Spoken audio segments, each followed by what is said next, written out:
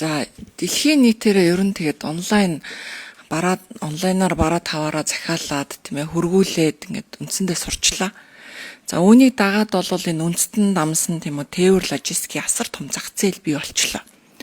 Монгол улс бол геополитикийн хувьд бол хамгийн зөв байралтай буюу Евразийг холбосон хамгийн дөт зам дээр бид нар зогсож байгаа. За энэ утгаараа бол бидний Азиас гарч байгаа энэ их бараа бүтээгдэхүүнийг Европ руу дамжуулан ачрах логистик хаб болж хөгжиж боломжтой. Тэгэхээр өнөөдөр энэ эрх үүргийг хуулиараа хэрэгжүүлж болох хамгийн боломжит компани бол Монгол шуудан компани байдаг.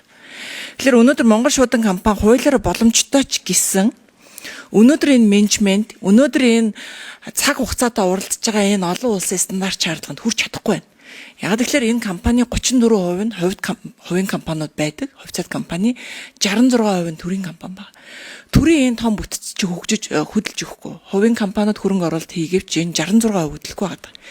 Тэгэхээр энэ хувьцаат компани нэрхцэн орчныг нэг тийш нь болгох хэрэгтэй. Давуу эрхтэй хувьцааг нь эсвэл төрийн өмчийн компани руу шууд шилжүүл эсвэл хувийн компани давуу эрхтэй хувьцаагаа эзэмшээд энэ логистик хаб хийх менежментийг маш яралтай сайжруулах хэрэгтэй.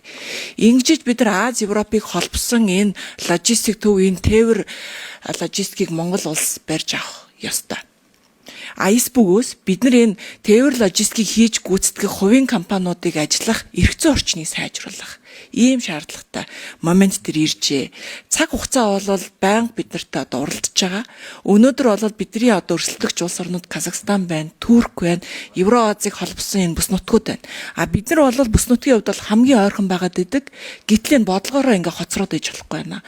Энийг бид нар яаралтай шийдвэрлэж энэ хууль эрх зүйн орчныг сайжруулах хэрэгтэй гэж үзэж байгаа шүү.